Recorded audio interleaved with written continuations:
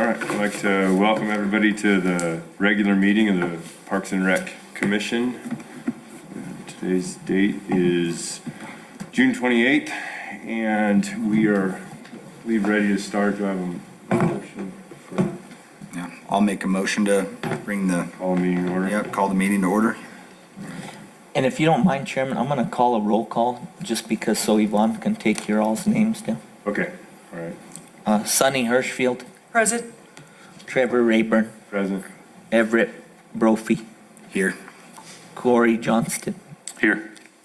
Logan Flaherty, not present.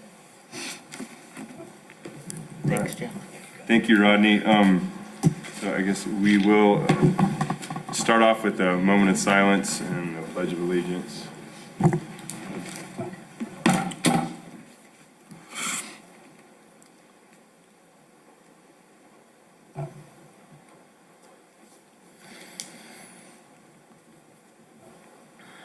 All right, do we have a flag? Yeah, right behind you. All right, great.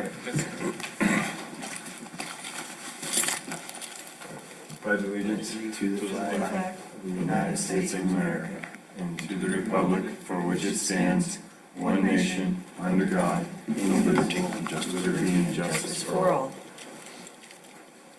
I I salute the flag of the state of New Mexico as the symbol of perfect friendship among united cultures. So again, Mr. Chairman, I mentioned that I wasn't able to find a copy of the minutes from April, so. Okay, and so I guess can we just move that to the next Yes. meeting? Just approve the minutes for both Yes. at the next meeting. All right, so we will go ahead and bypass the approval of minutes, which is on the agenda, item number 3. We'll go ahead and move on to welcoming members of the public. We don't have any members here today. Any public comment? Do we have any public comment? Do we have No. any sign up? So I thought no one from the pickleball group, did they send any information in or anything? No, they had sent correspondence from the last meeting, Yeah. but nothing, no follow-up. No follow-up on No. that? Okay. And I did change, because Melissa was out of office when I did submit the notice, I did change the email address on the notice to the general email, but we didn't Okay. have any response to it. Okay, all right. Well, I guess we're moving quickly through. This might be our shortest meeting in a little while. Got my fingers crossed. We've had some extended meetings, so I hate to jinx us, but I'm going to try to jinx this. Discussion of possible actions for today. Pickleball update. Do we have any updates? Well, I mean, I did my best. I believe one of the board members, I can't recall who, requested that we address the comments from the pickleball. And so the comment that we had received based on the last meeting was that the pickleball group is still active. They did decide, I mean, they're not hosting a tournament this year. Again, I think I had mentioned last time, the Parks and Rec Department really would like to pick up that tournament. There was a lot of interest, but they just don't have the people to run the tournament. So we're going to work with them to try to do that. They also had mentioned they had submitted a funding request back for the FY 21 budget, of course, with COVID, none of that was awarded, and they made a request that we would consider it in the next budget. Also, part of the comment was to provide a timeline of the White Mountain Master Plan, because I had mentioned that was fixing to start, and that would be an important part of that master plan. And so to nail down an actual day or month or even season that pickleball courts would be built is impossible, because we just don't know what's going to happen out of the master plan. So the next best thing I could do was provide you all with the schedule for the master plan process. Okay. And let's see, you can see from the schedule that it's supposed to kick off in May and be completed by the end of the year. So we did have an initial kickoff meeting. During that meeting, we had a site visit at White Mountain with village staff only. During that site meeting, and I apologize, it was in early June, but I don't have the date that we had that kickoff meeting. During the meeting, we identified all of the pieces of property that we want to be evaluated. We identified all of the stakeholders, which is all of the different sports from the youth leagues up to high school sports and adult sports, includes the Ruidoso Municipal Schools, neighboring property owners, like pickleball, dog park users, people that use the trails. And I would also like to say, if you all have someone that you would like for the mayor to consider to appoint on the steering committee for the White Mountain Master Plan, you can always send them to me, request by email. And then what we do is I'll just forward them on to the mayor. The mayor will give them a call, see what their interests are, kind of interview them, and then he appoints them to the steering committee. We have submitted a list of names already to the planner. And they'll schedule an initial meeting with the steering committee soon, but I don't have that scheduled as well yet. If, I think personally, like if I could get a copy of that list of names that you of the organizations and people that you've already Okay. forwarded, that would be helpful to me. If I'm gonna, I mean, I don't want to, I'm assuming some of the people that I would immediately think of are gonna be on that list already. And, you know, I don't know if you want to do, if No, I that don't. would be duplication, or if, I don't mind sending you I can send the list to the board. There are some holes in it, that contacts that I didn't have. And so any feedback is appreciated. And again, the mayor's gonna have the ultimate decision on appointing those steering committee members. how many people are on that steering committee, do you know? No, I don't recall. And are there specific groups that they're trying to ensure are represented on that steering committee? We want to, I mean, my goal is to have everyone represented. Of course, you know, every user group, Yeah. outside of the people that are assigned to that steering committee, there's gonna be public participation opportunities through community meetings. Okay. All right.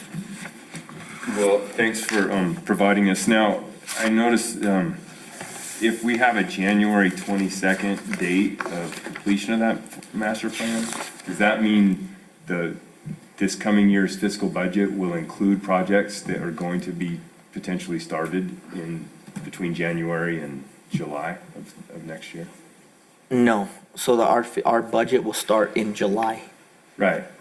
I So mean, we're I about mean- to start the next fiscal year budget, which will go Right. from July to July, right? So we could make I mean, some budget requests for the next fiscal year, and that's really what I like about timing these master plans is, I mean, I would like to fully take advantage of the budget cycle, and that would definitely be the goal. I mean, we wouldn't have projects, well, It's tricky because when when you don't have the actual planning document completed until January, and you have to have your fiscal budget turned in July of the previous year, you have a 6-month gap potentially where, you didn't know what the plan was gonna be, so you Right. couldn't necessarily budget to start projects because you didn't know if they were gonna be included in the plan. so, just to restate like how our cycle works, so they'll open up the budget process typically around February, March, and we can submit our requests for the upcoming budget year that starts in July. So we will have an opportunity, if this is completed on time, to submit some initial requests.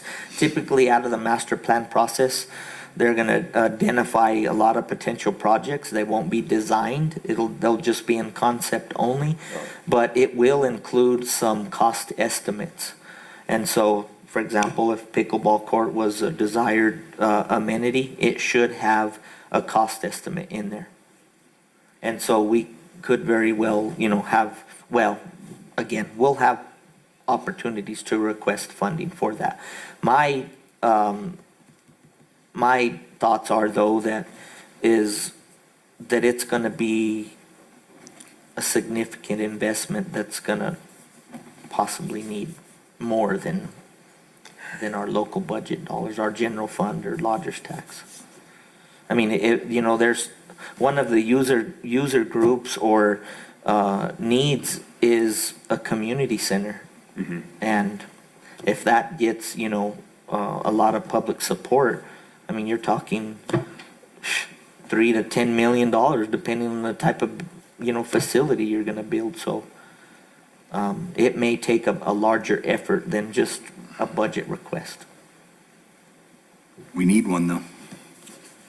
So, yeah, I mean, as I was gathering my documents, it happened to see when we first started talking about this, the paper kind of was loose and came out. And we first started talking with the pickleball group in 2016 about locating a site for a new court for them. And so it's been a significant amount of time that they've been waiting and, working with us. And so I think it's fair to try to put it as a priority item, just because either we need to do that or we just need to tell them it's going to be, I just feel like we've been working with them for a long time. Oh, yeah. It's important to. I would agree. And I would relate it to similar comments what you made in the Grindstone Master Plan is, if you feel that strongly about it, or the commission does, that you recommend that as a priority in the development of that area. And see if you can push it through over a new dog park. Just kidding. Yeah, well, I remember some of our most well-attended meetings have been dog park meetings. And a new dog park it would be, I'm not assuming there would be any relocation. I really don't want to reach that topic, but. All right, well, thanks for putting this together. I would like to make a recommendation that we prioritize the court highly and as we move forward, I don't know if we want to make a formal recommendation for that, but I personally, like I said, because we've been working with them and they've been patient with us for so many years. I think that it would be beneficial and mean more. Again, I tell you, or I've told you in the past and expressed that not only from my behalf, but from the governing body, is they really like to hear your all's opinion. And when it comes in an approved motion from the commission, it has more weight than just the general public making comments. So if that's something that you would want to entertain, I think it has a lot of value. Yeah, I definitely think we can make a.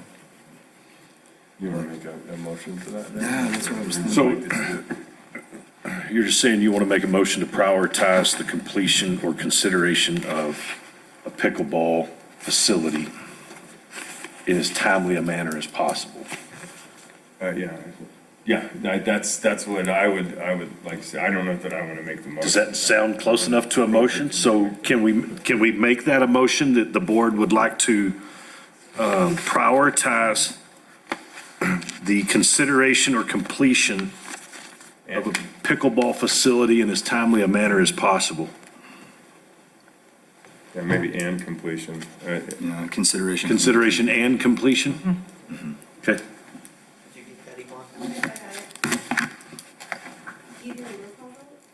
I'll second. Second. In favor? And It was All in unanimous. favor? all in favor, yeah. All right, so we have a second discussion item, disc golf course proposal. Yeah, so the next 2 pages in your packet are relating to this agenda item. The first one is a map of property on the north end of the Ruidoso city limits boundary, and it's across the street from the Eagle Creek Sports Complex. It's was formerly at one time, they were looking at it for a cemetery. They actually sold the property at one point after they considered it for a cemetery, and then the water department purchased it back just to retain it for watershed purposes. And so, you know, the purpose they bought it was to protect the village's watershed in Eagle Creek. They really don't, want to see it developed. But just all the momentum we have with pickleball and, outdoor recreation. Our department is really supporting of pickleball, the outdoor, disc golf. Sorry. Disc golf. That's one heck of a pickleball court, bud. Disc golf. And so I was, recently the village was doing an inventory of properties, public properties, and this one came, when I saw it, I was thinking it would be an opportunity to, a large piece of property where we could look at possibly a 27-hole disc golf course. And so in conversations with a local disc golf pro that you all may or may not know, I brought it up as just to see if this property was conducive to a disc golf course. And so we really haven't looked at a layout or anything, but I wanted to get your all's, the commission's feedback, because if it is something that you all would support, I would like to continue moving forward in those conversations and putting together some cost estimates and, to try to develop an additional course. And I would like to say before y'all start your discussion that, the discussions that I've been a part of, and I think it's pretty obvious to everyone here that disc golf has been growing in Ruidoso. And first instinct, you're like, why would we need another course? We have 27 holes at Grindstone. We have 18 holes at Moon Mountain. We have 9 holes at Wingfield Park. I could try to describe it, but I would actually defer to Everett, and he could give you a little more information on what an additional course would do for Ruidoso and disc golf in Ruidoso. Sure. So, yes, we do have a few courses right now, which are great, and we do have courses built for multiple skill levels. The addition of another 27-hole course on this type of land allows us to, one, host and hold bigger tournaments. It gives us another opportunity to create another multi-skilled course, something that's easy to walk like the front 9 at Grindstone. I don't know if you guys have been to the course or anything like that. So the front 9 holes at Grindstone is a wonderful leisurely walk down by the river, and it's shady and it's beautiful and it's a great place to hang out in the afternoons. If you go and you play a course like Moon Mountain, obviously the terrain becomes much harder to navigate.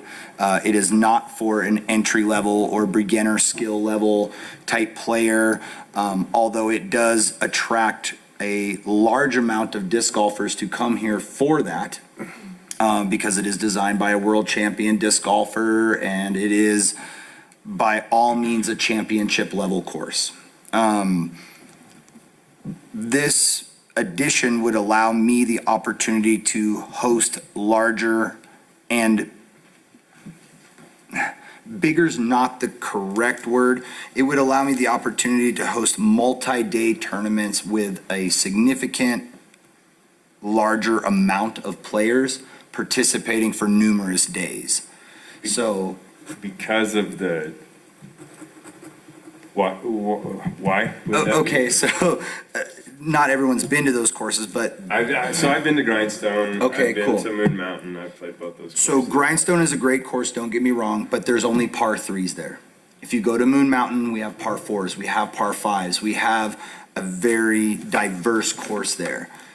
A lot of players are coming from lower elevations and hiking a course like Moon Mountain is not only strenuous on their body, but it's taxing when you play a tournament also. The land that Rodney's proposing, or the land that we're talking about here, this is totally the perfect hybrid between the front nine that's at Grindstone and the ability to have the distance or the technical shots that you find at Moon Mountain. So this is going to be a great, just overall fit into the disc golf scene that we're growing here.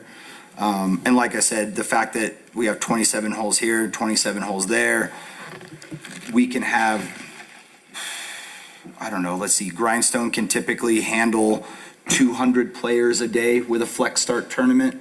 I can probably only have about 100 at Moon Mountain, and then having this would allow me to have another 200 to 300 players come to participate in these big disc golf tournaments.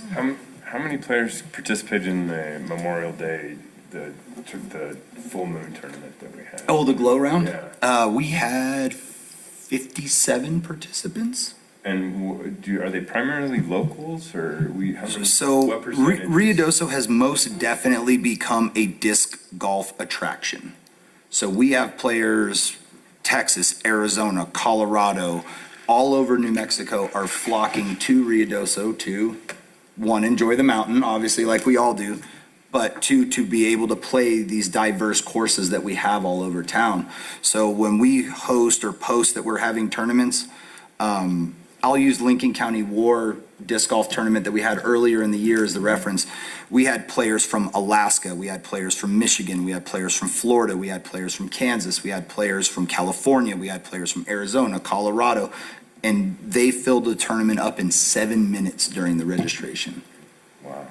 So we were able to sell that. We had 200 players for that tournament, 214. 7 minutes, that's like a concert. We had 47 players on the waiting list, waiting to get into the tournament. And to answer your question, I think the glow in the dark tournament, It's a smaller one. It's for it's fun, geared towards locals. It's Yeah. not like But we still, It's just the most recent one that I know. right, and it's a for fun tournament. It's not a PDGA sanctioned event. Obviously, this course, we would make it a PDGA sanctioned course. We would get all the right people involved to make sure that this is considered for a national tour event, Oh, that's what I was so gonna on and ask. so Do forth. they have a circuit with it, or a tool? I guess it Definitely, would be called definitely. that. And I've been working. Would potentially. I've show been up working on that? very hard on developing those relationships with the Disc Golf Pro Tour people, with the national tour holders, to get our beautiful little mountain town put on the map for disc golf. We've done an incredible job so far. I mean, Grindstone was voted #1 best disc golf course in the state of New Mexico. Moon Mountain was voted 3rd best disc golf course in New Mexico. And I think there was 40 courses that were on that list. So we took 1st place and 3rd place on best courses. Not many people have played Moon Mountain, especially my men and female professional divisions 40 and older. It's a pretty hard. Strenuous course. Yeah, it's a strenuous course, and if you come from 1,500 feet elevation up to 6,900 feet, and then you have to walk 5 miles up some super steep terrain while competing in a tournament, it is taxing on your body. Obviously, for the men's professional open, female professional open, advanced men, advanced women, Moon Mountain is a great course for them to go and battle it out on. But a little bit more diversity and an easier terrain would allow me to attract those, I'm not going to say older players, but it'd allow me to host more divisions during a tournament to fill. I think considering like the purpose that the village purchased this property and, they don't want a lot of development on it, I think it sounds like a great idea to utilize it as a. Yeah, because we're talking, a few couple of concrete. questions I have Sure. are going to be parking, Sure. because a parking area would kind of, in a watershed, it changes the drainages. You're absolutely correct. And And Rodney, I think that's one of the shortcomings of the current courses we have. when we go, I've never been at, I don't remember what you called the tournament, the Oh, the Lincoln County the War. Lincoln County War Tournament, but 200 cars, is It's a too lot many of cars cars. for that area. I don't know how they do it, but. It was very difficult to accommodate all of the players, get them there. So we hosted our tournament and it was called, it's a flex start tournament. So not all of those So you don't have players were everybody on at the the same course time. at the same time. Yeah. So, cards were starting every 15 minutes, 5 players per card. So by the time my afternoon players were teeing off, my morning players were already done off the course and vacated the premise. We still ran into some significant parking issues, obviously, with that. Luckily, the village had some great accommodations for us, and we were able to figure out where to stick those cars and shuttle them over to the course and get them to play. I think, and Rodney, you can correct me if I'm wrong, but the Monjo turnoff road off of 532, right there by the gate, there's already kind of a parking area going back on that dirt road. Am I wrong?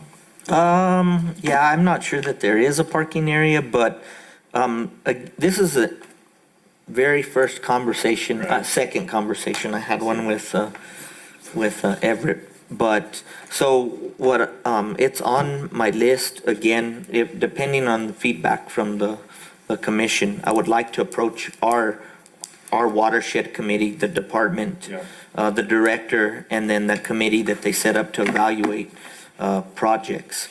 And I couldn't agree with you more. Parking is always, everything we do around Ruidoso, parking is. Well, and I parking mean, issue. it looks like it's a little too far from the baseball parks to, I mean, it depends on how you set that up. But you Right. could potentially use that parking, for tournaments or bigger events. I don't know, have to be some kind of agreement with what's going on at.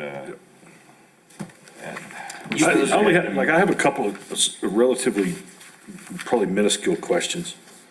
One of them you could probably answer real quick, but how many other disc golf courses are in Lincoln County?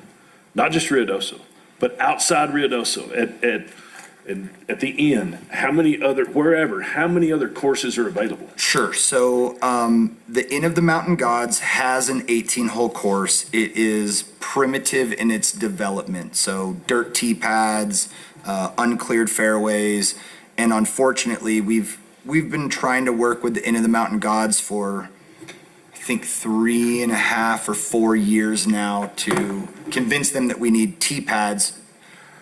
And I guess I should back up.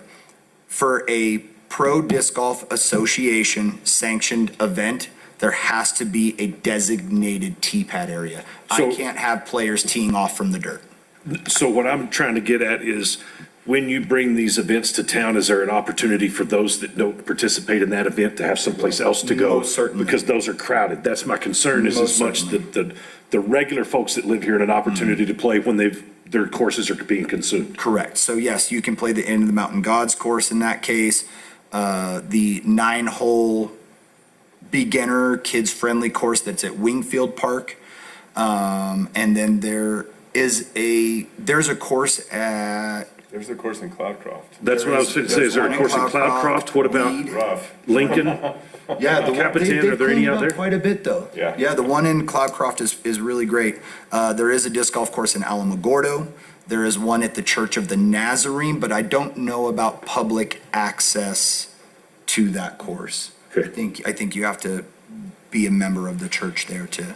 All right, so that's one of my questions. The other one, is there a way to show a potential estimate of income? If we do this, is there a way to show what this might produce as far as revenue? Sure. I don't. Like compared to what we're currently doing, is there a way to show like this is what we might be able to come up with in the next 12 months? Definitely.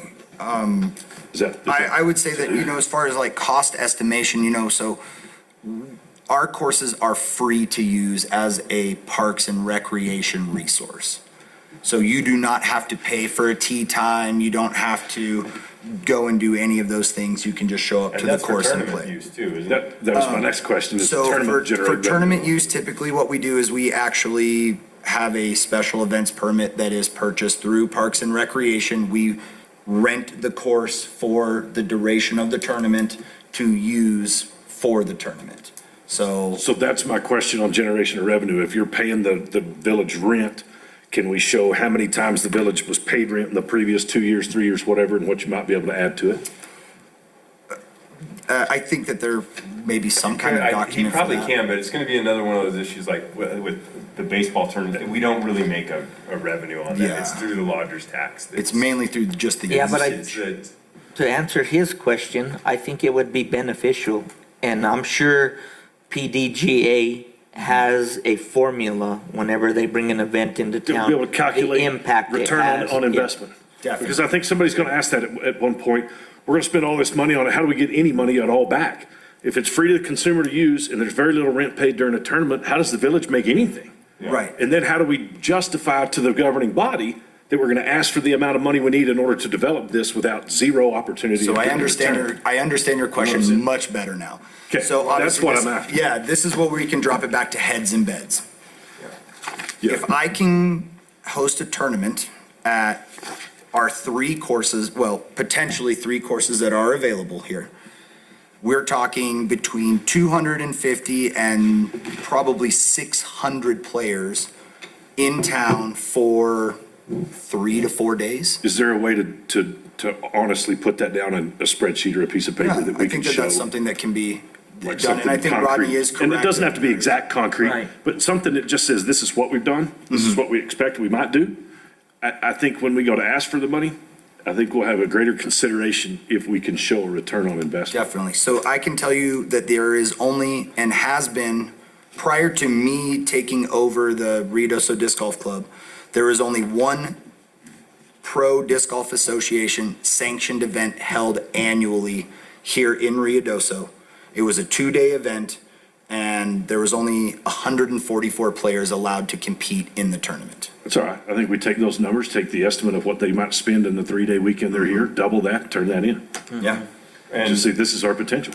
well, and something that you probably just aren't, I don't know if you do it already, but as a tournament director is, do you have people filling out surveys? How many nights they're staying? Are Definitely. they staying? And I have So all of if you that have documentation that from data, the stuff that I think that's the we're kind of after. data that you can really like put forward, like. Sure. You know, Those we are have 200 definitely people at this documents. tournament, Yeah. 120 were from out of town. Yes. 75% of those stayed 2 nights, you know, that's the kind of stuff that. Yep. And most players are good. You know, they're here 2 days to 3 days before the tournament. They're practicing the course. They're checking it out before they compete. They're resting a day. They're, you know, taking advantage of the resources that our town has as far as shops and eating out and things like that. So they are definitely spending money That while would- they are here. That would be, yeah, I think that would be great information. That's a good idea. If I could add something. Yeah, ma'am. come on. Are these tournaments in off-season? So there is an official season for disc golf. As far as the sanctioning goes, you can sanction a tournament at any point in the year. What is the season? Basically Memorial Day to Labor Day. That's what I've- Yeah, I mean, it's the height of most season. I think we really start in February is when the season starts kicking off. March is when they actually start to host pro tour events, and then that runs through probably the end of August is usually when that season. And, Go ahead. well, so I'm saying this from previous years spent on lodger's tax. They love it. It's better to bring in people in off-seasons. If town is already full, there's no room for any more people anyway. It's just nice to be able to, and it can't always be done, but it is nice to be able to fill in and, you know, October, my gosh, Fall all golf these is beautiful. beautiful times. October, November, I am 100% on board with Yeah, throwing through those November. tournaments a little later in the season. It's nice and cool here. Not many other tournaments are going on, so we can That time of year. create a greater attraction for those large tier tournaments. I think and- the fall would be great. I think the fall is awesome time. We hosted the Lincoln County VOR tournament a little bit early in the season this year, and our players experienced Mother Nature in the mountains at her finest, and it blew 60 miles an hour, and it rained on them, and it snowed on them, and then it was super hot And then it was, and all of this happened in a 2-day period of time. Wow. Yeah, so they got the full mountain experience. So I'd like to push that a little bit further in or closer to that Labor Day. Am I right on that? Labor Day? It's the first day. Memorial Day? Yeah, I'd like to get a little bit closer to that day. And then, of course, like you said, getting out of the racetrack Yeah, season and spring's working a hard. little bit further into the fall, I think is going to be a great time for us to thrive. Well, yeah, and I hosted cross-country meets the third weekend in October for 10 years, and we I don't remember having a terrible weather. at No. any of those. There was always snows in, early October that worried me, but it's a pretty good time of year still.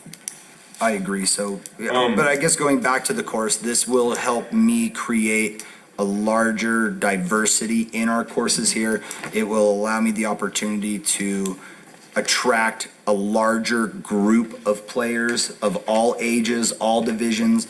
I'll be able to host a youth tournament at one of the courses the same day that I'm hosting the professional open divisions, as well as accommodating my intermediate, recreational, and advanced players. And we can do that all at the same time. I guess, and my only other questions, Rodney, what is our current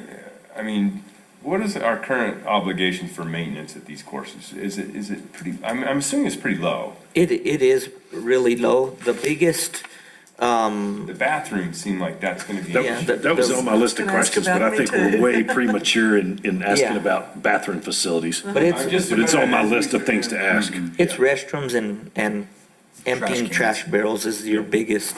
And it's something, that we seem to absorb lots of things.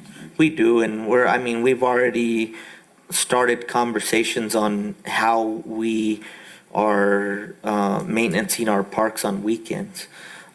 Because they're so used to, Midtown restrooms were so busy and Two Rivers Park were busy. Now, we have so many facilities that all of them are busy on the weekend.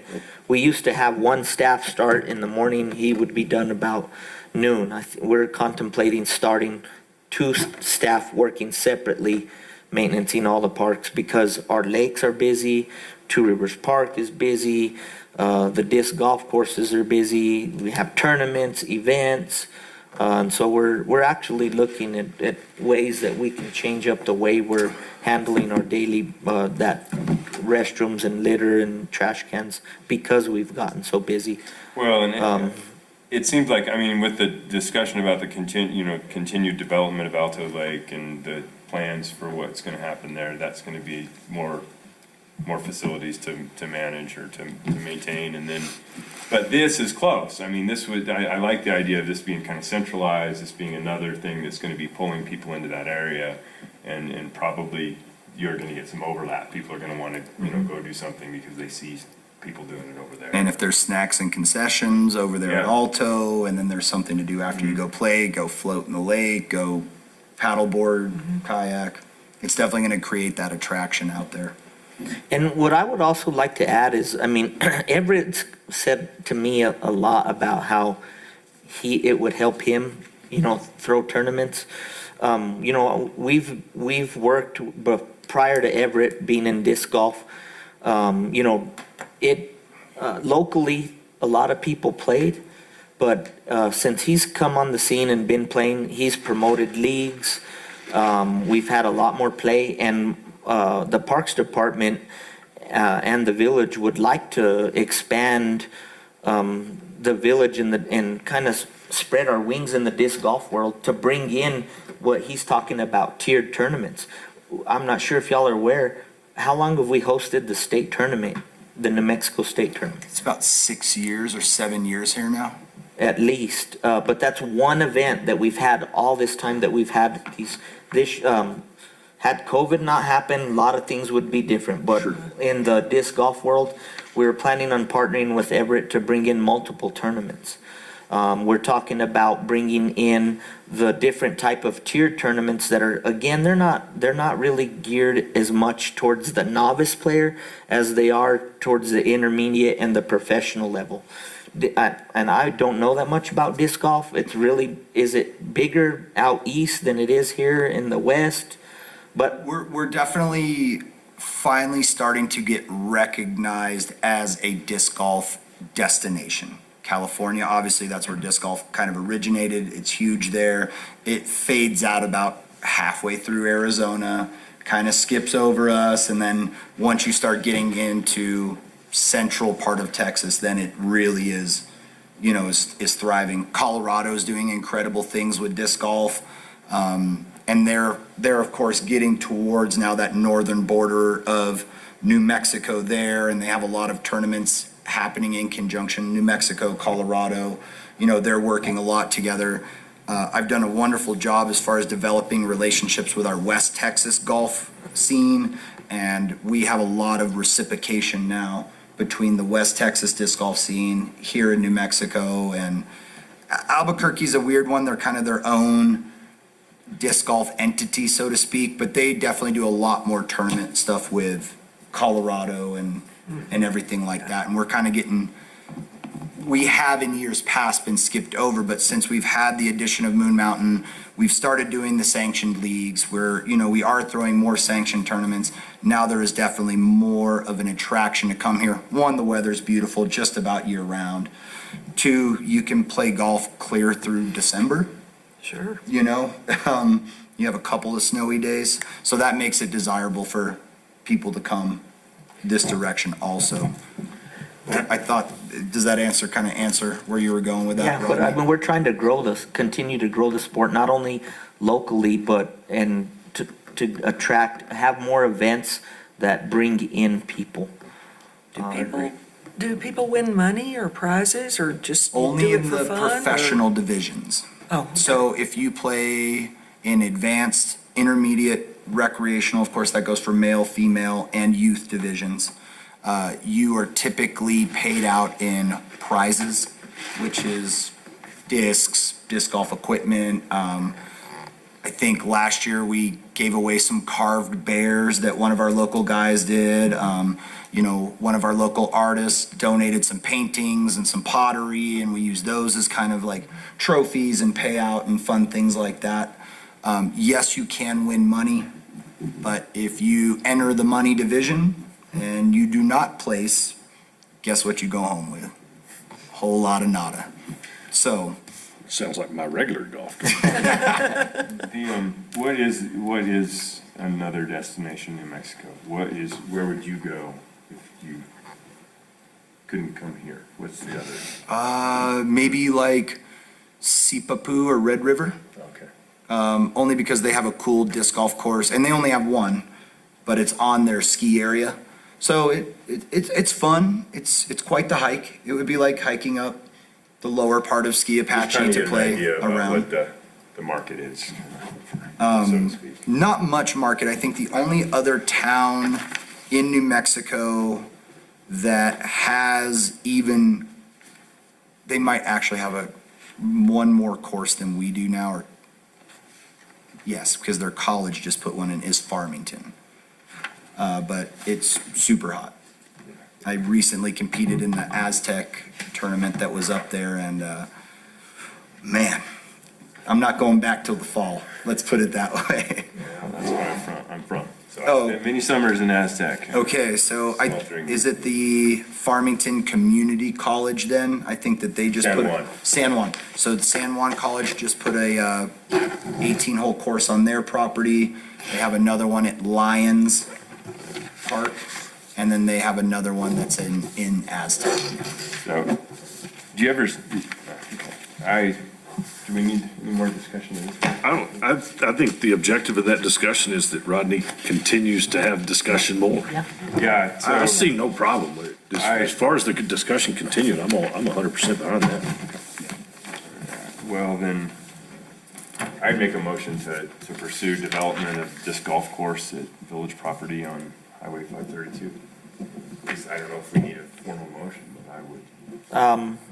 if you all would like to make one, we'll use it. And I mean, like, as I move on to Right. different committees with Watershed, I mean, I would say that we had an initial conversation, you'd supported to keep moving forward to looking into it. Second that. Yeah. I'll excuse myself from that motion. How about a vote? All in favor? My Or favor. Aye. Aye. Aye.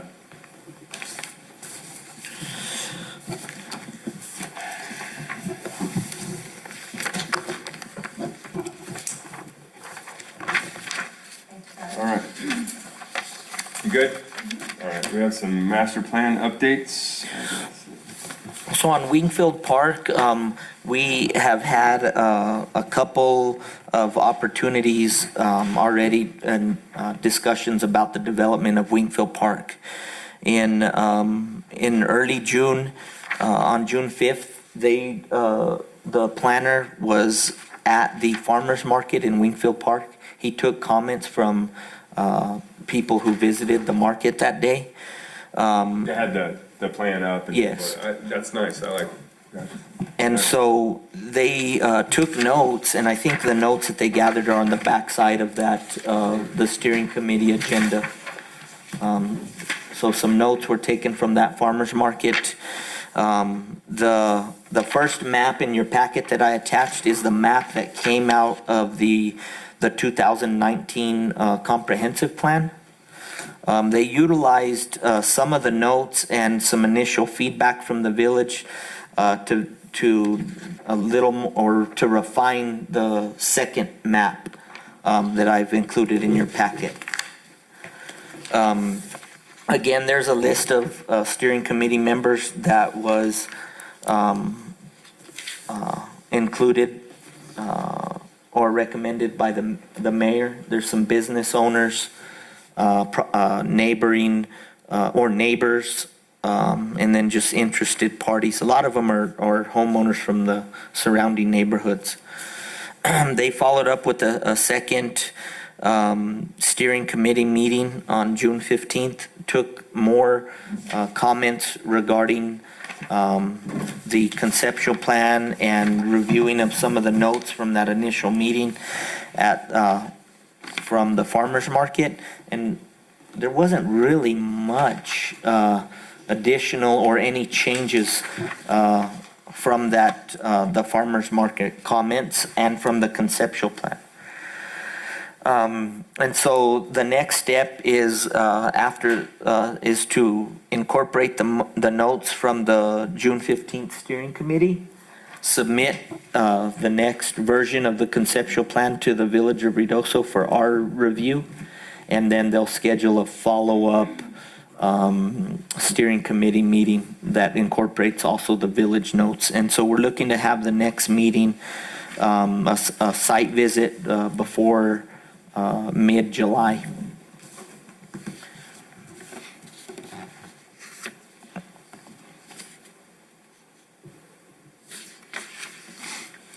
I'll be happy to answer any questions y'all may have about the two different conceptual plans.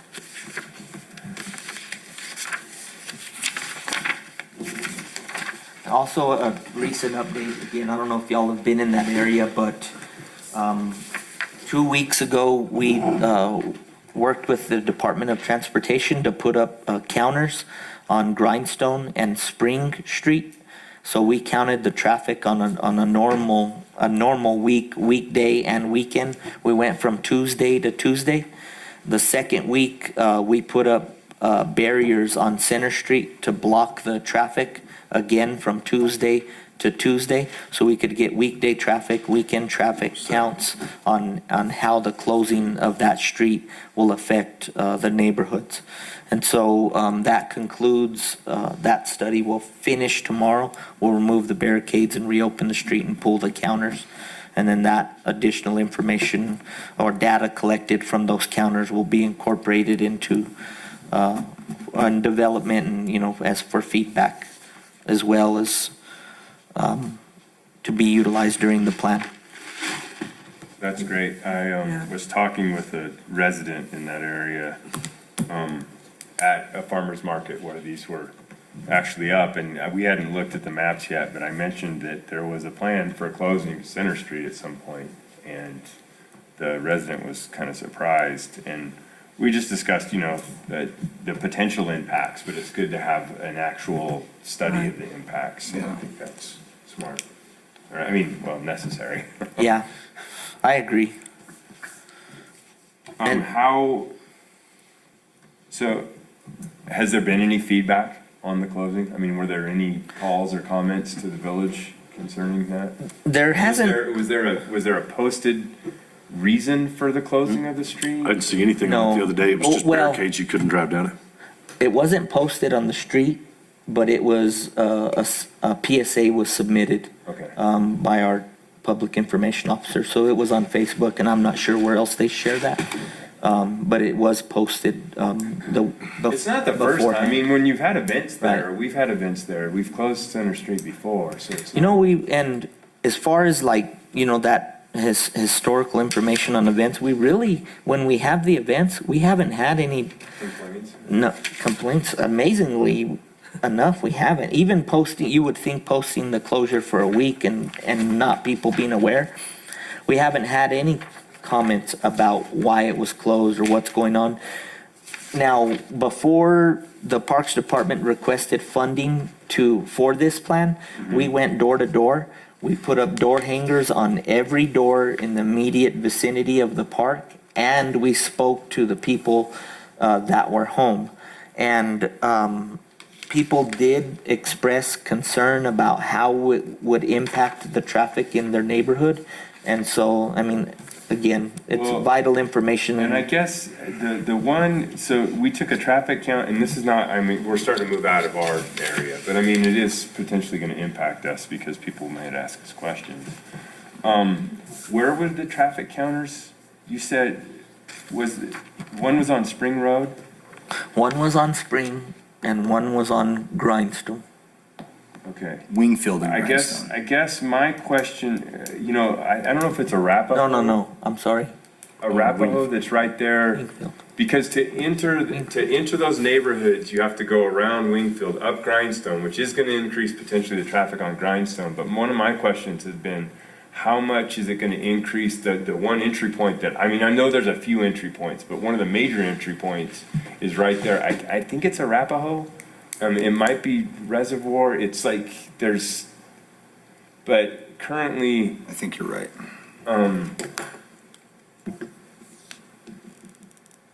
and as an entry point, like I just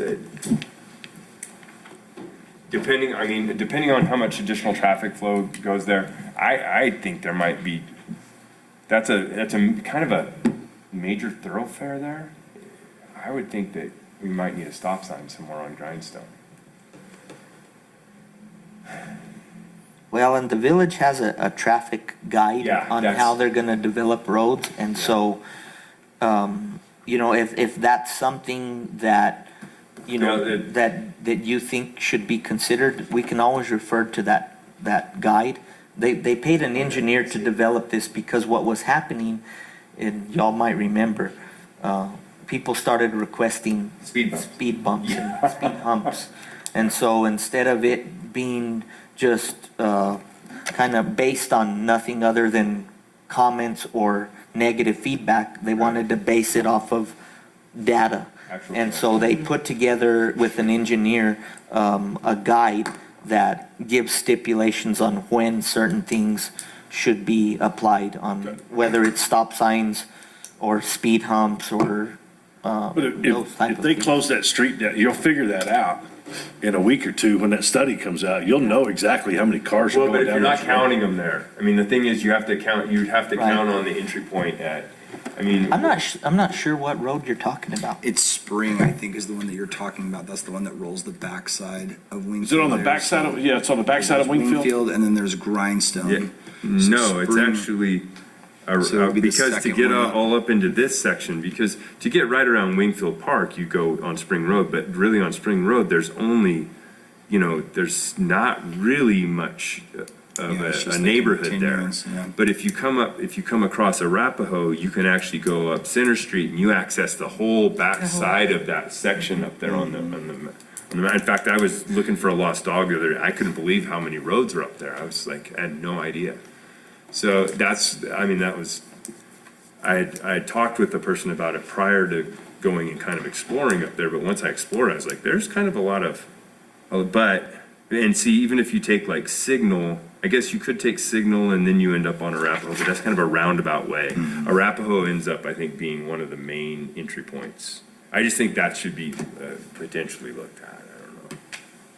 If you're gonna do a count, you might need to do a count there, because anybody who would normally go up Center Street to get to their houses up in that neighborhood would probably be accessing, I mean, if you live on Spring, you're gonna access it from Spring. But if Right. you live anywhere else, you're gonna access it from Arapahoe. Just thought.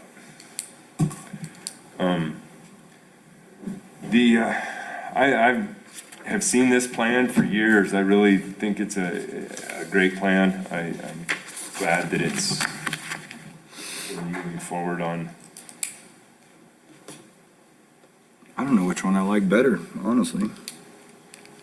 Are they both pretty, I mean, they're pretty close to the same. Yeah, I don't, did you already identify the major differences? No, but I'll mention them. I do see like the, Plaza entry point right there, Yeah. article number Number 4. yeah. Well, And then it looks like the thing is, parking this is a is quite 2019 version. Yes. This is the proposed version based on the data from 2021, so you can take this one and kind of wipe it away. yeah. Okay. Really, what we're looking at is this one and all the information you need is on the back of this other sheet. It's all based on this, I right? guess, Yes. where, all the parking then will move down to the, that's one of the big changes, is all the parking moves down to Wingfield Street. Right, and you get rid of that parking area that's there by the playground. Yes, and that's something that I think needs to be reconsidered. The Yeah, way I see it, if you take away the parking, you're going to decrease the traffic through Spring, because there's not a parking to access the Right, playground. right. But at the same time, convenient wise, long walk. your activity's gonna drop way down at that playground if people have to walk all the way from the rack to get to the playground. Yeah, definitely. Yeah, I don't disagree with that. So, one thing they had mentioned was possibly relocating the playground, and I'm not sure if that's actually the history behind that playground is there's a homeowner in the neighborhood that actually kick-started that playground development. And the name of the playground's Carson's Corner. It's named after their youngest or their child. I don't think that's the right thing to move it. Maybe adding another second one in the playground, maybe a smaller one, but I don't think moving it is. Well, it's up there close to the pavilion too, where there's a lot of gatherings, Yeah. and then so supervision becomes, it's a little simpler for parents who are at the. So, but the only, I mean, I do agree, though, I think it needs to potentially, maybe a second one might be, down closer to Wingfield Street.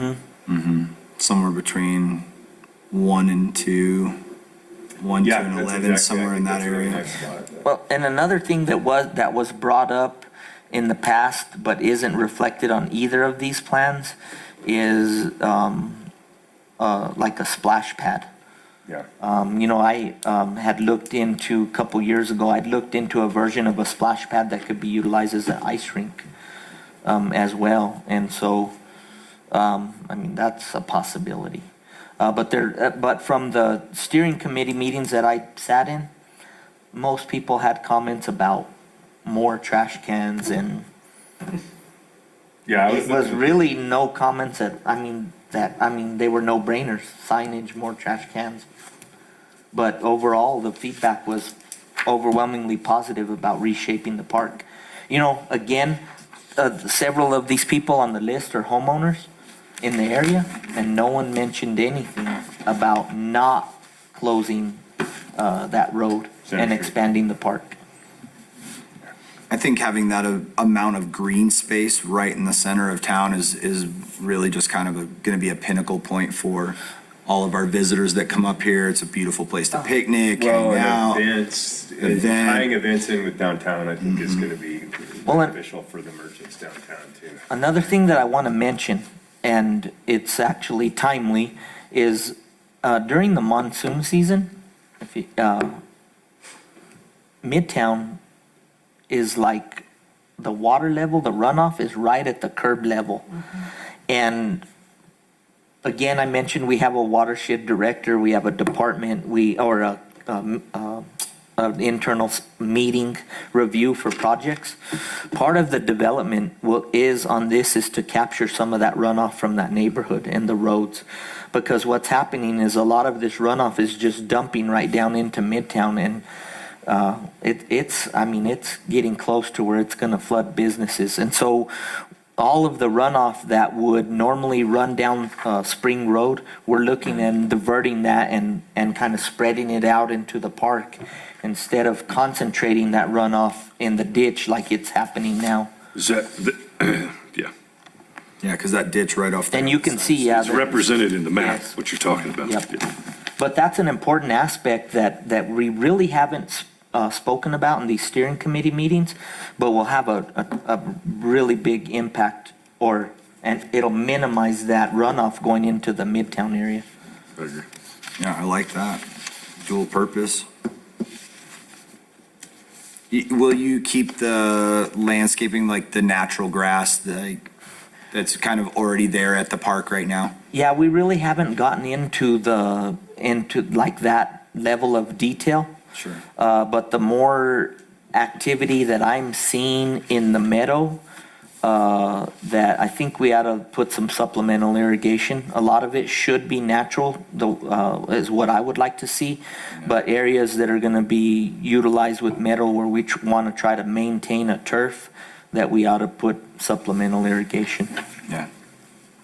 Sure. Is there any other feedback regarding and there'll be some public meeting opportunities as well in the future. The retention pond that you're talking about down there, that's just gonna be like you were talking about with the capturing the natural water and Yes. keeping that there. We're trying to slow it down and let it percolate into the ground, and instead of it just running down the ditch right towards Midtown or into the river. I have one question. What is meant by future Ruidoso development opportunity? Is that that's currently village property? Yes, it is village And property. it will continue to be village property? Yes, it will continue to be village property. I've been. Not sure what they want to do. Well, I have expressed interest quite some time ago in it served at one point as a purchasing warehouse. And then the yard was the maintenance yard for the street and the water department. Those buildings or departments are going to be relocated. And so if we're gonna, look at hosting larger events or even increasing our space, we're gonna need a staging area. And the warehouse, it's already been granted to our department to utilize it for storage. And so, again, I really envision it as a staging area for hosting events. There's a few old buildings and an old radio tower in that area that are not being utilized, and again, I would hope, and the neighbors are in agreement, that we just clean it up and use it only for event staff or parking for event staff, that kind of stuff.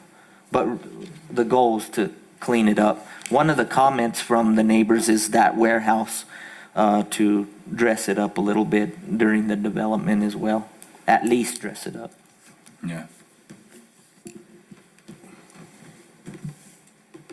But that could have service some other functions as well. I just thought, again, that would be my ideas is to place to store stages and chairs and tables and whatnot needed to support events.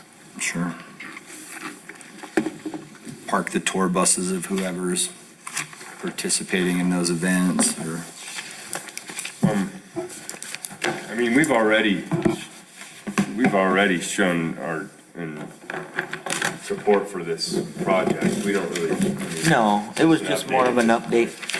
And I'll try to keep y'all informed through the entire process and then provide opportunities to participate whenever those arise. Like that. So the next item under recreation report, I included a lot of flyers of activities that's going on. And this is all, I included one from the community center. I was wondering if you'd attended any of those clogging lessons. No. But there's a lot of opportunities for people at the community center. Yeah. There really is. Awesome. And then we have just a series of things. We have an upcoming basketball tournament. We have movie night at the pool. We have an adult night at the pool. We're currently running open gym basketball for adults on Tuesdays. We're running open gym volleyball on Thursday nights. We have free opportunities, what we're calling Wingfield Wednesdays. There's opportunities for kids, I believe 7 to 12, free to go and play games with our recreation staff. They organize different games every week. We'll soon be opening up Wilderness Weekends. It'll be 2-day themed activities in the month of July. The first one is the July 9th through the 10th, and it's again geared about games in Wingfield Park. The Wingfield Weekends does cost. People can register on the RedosoParksandRec.com. It's either $20 for the 2 days or $15 per day. And kind of on that Wilderness Weekends, what we're trying to do is try to get back into the wilderness camp that we used to offer. And if this is a success, which I believe it will be, we'll evaluate opening up back a camp series in next summer or in the future. Are you using vans to transport kids No, in this? well, Showing up no. in 2 different locations during the. You know what? I'm not actually certain. We still have the vans. We still have where we can do that. I thought they were going to show up on site. I don't. It I looks didn't like believe- most of them are at a single site. I thought they were transitioning from one place to another, but it doesn't look like that. And then we also have a softball camp coming up on July 15th and 16th as well. And then after that, we'll be, in the meantime, we'll also be gearing up for our youth fall sports of soccer, football, and volleyball. I just want to go back. If you guys haven't gone to the adult night at the swimming pool thing, I've gone every year now, and it's a great time. It's super fun to just hang out. That's great. And then other activities, of course, the pool is open 7 days a week. The Whibbit is starting this week, was supposed to be open 7 days a week, but Oh, with the really? rain.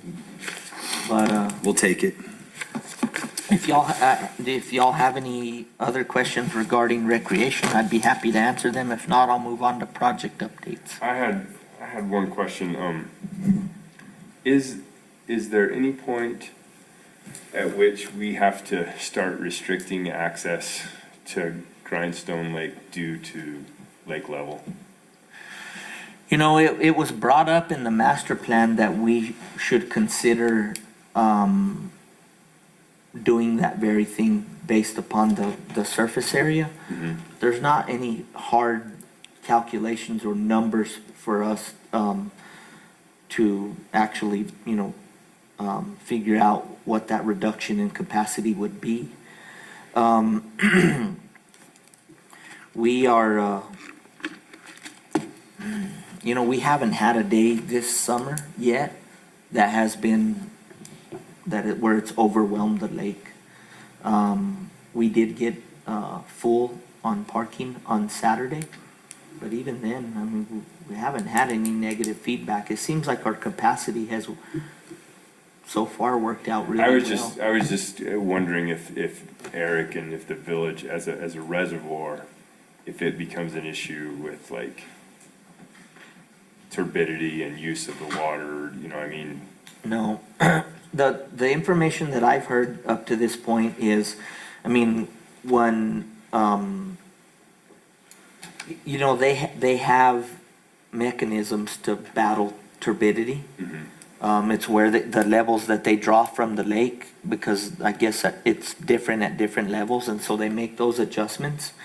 Whenever they did the testing of the amount of the people for recreating in the water, so far, they haven't had any even measurable amounts of anything that wasn't normal. And so, I mean, to answer your question regarding operations or, like water chemistry, there are no restrictions, there's no And red there's no flags. foreseeable at this point level where we would start to, I mean, It this was is. brought up in the master plan, but again, there weren't any triggers or anything like that Okay. developed in the master plan. It's been a long time, well, it's been a while since I've seen the level of the lake so low.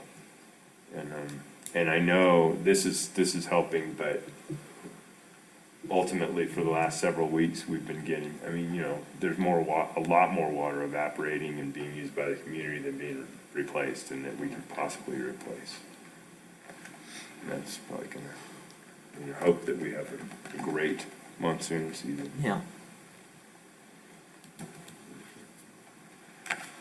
I don't know that I answered your question. I mean, I don't know that it's a question that, I mean, I don't know that it's your question, I just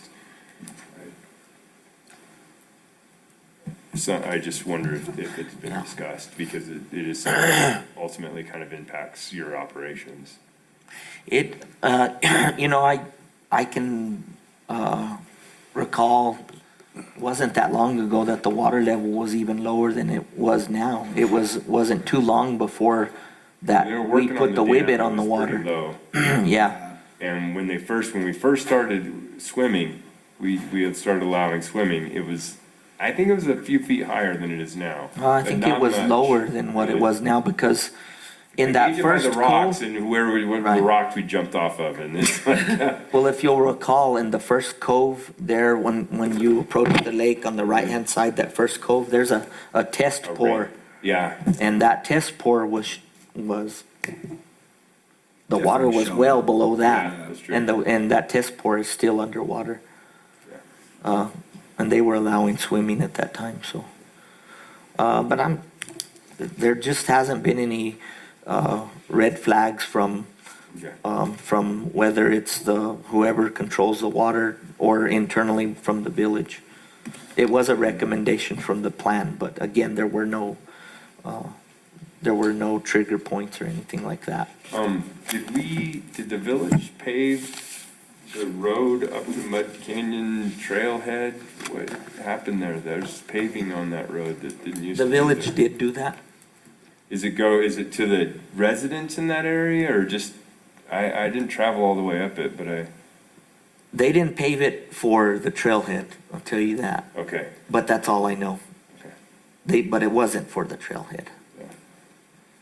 Yeah. There's some sort of agreement with the county in that area, because that's one of those areas of town where it's a funny mixture of city limits and county property. I just know we But I talked don't- about upgrading that trailhead, and I can see that the Eco-Servants had done a lot of work on the Right. Mud Canyon Trail. It's in good shape. No, I just noticed that this weekend too, that they had done that road, and I was pleasantly surprised. It was a good move by the village, but I don't know why. It wasn't for the trailhead.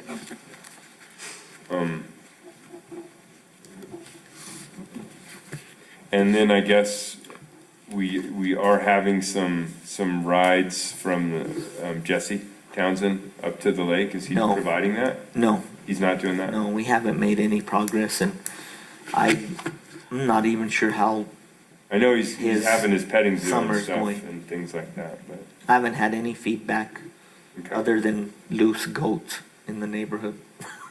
So I don't know how he's doing. Can we get them to trim the golf course a little bit? with Yeah, this? right? Yeah.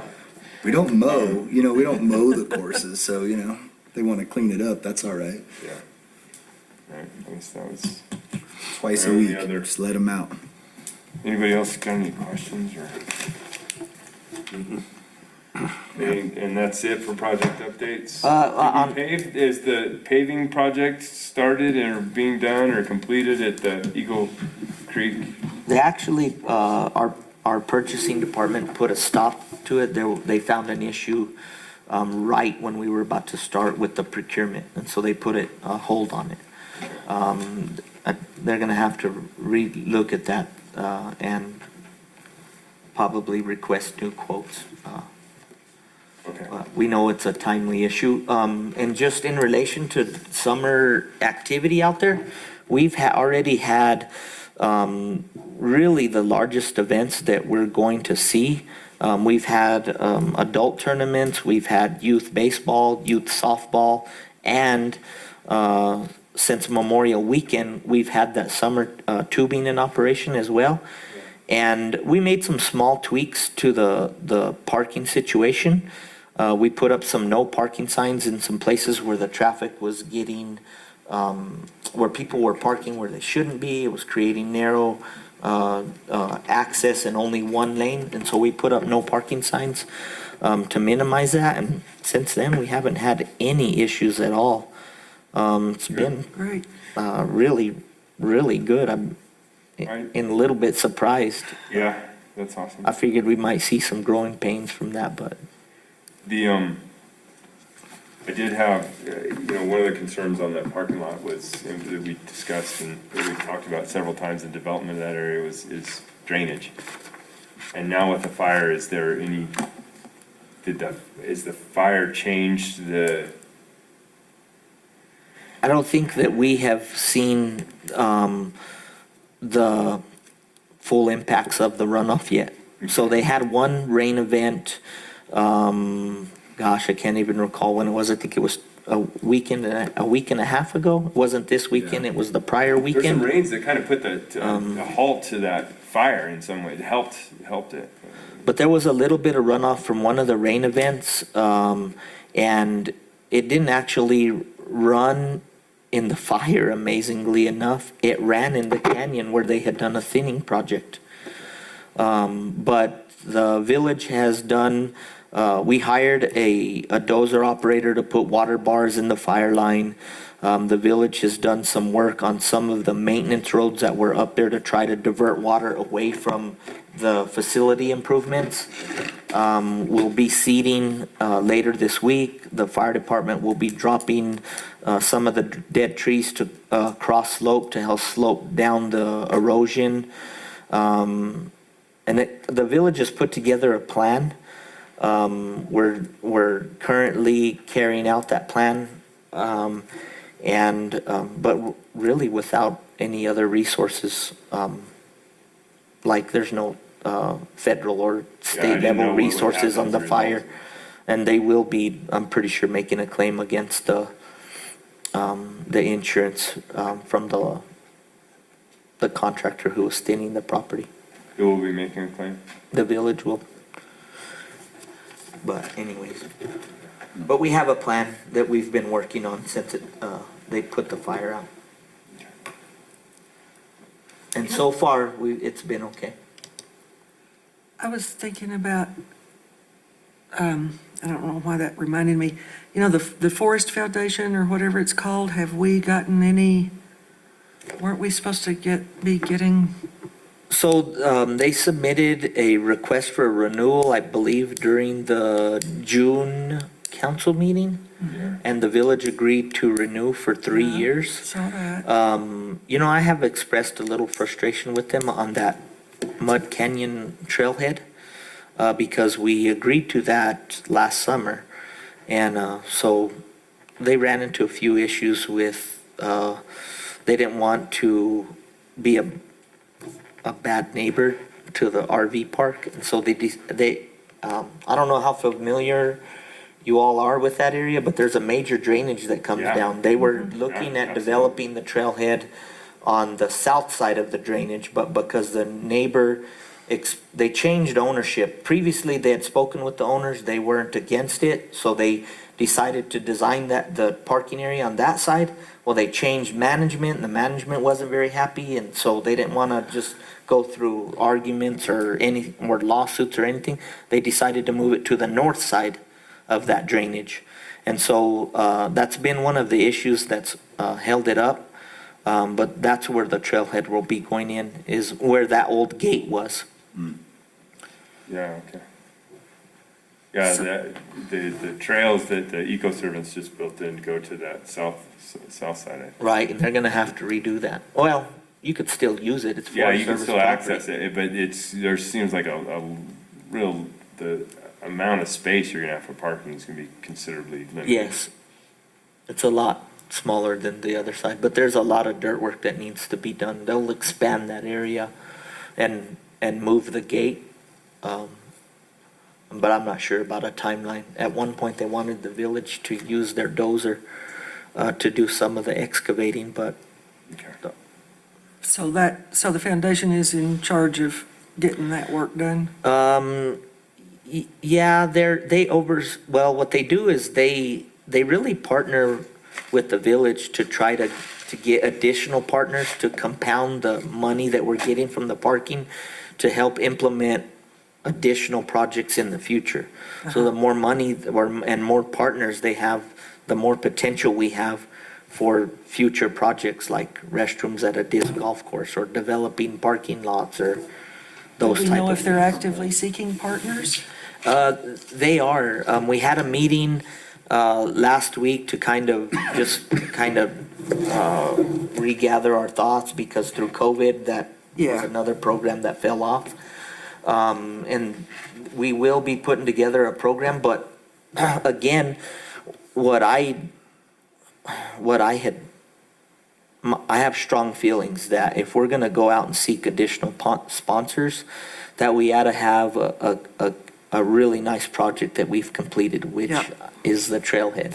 So it's important to me to finish that and we can say, look, this is what we've done just with one partnership, just with the village, the National Forest Foundation and the Forest Service. Imagine what we could do if we had other businesses on board contributing. So we're gonna try to get that project completed, use it as a selling point to attract other community partners. And so now there would be time now that the village did go 3 more years. Yes. on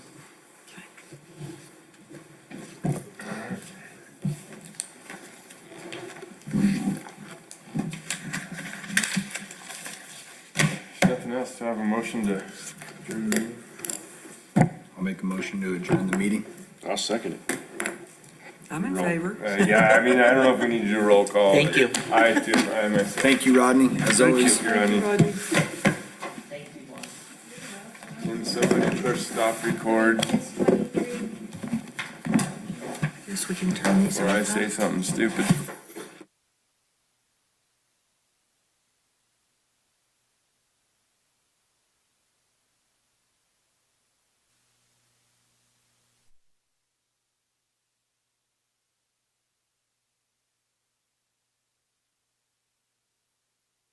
No. No,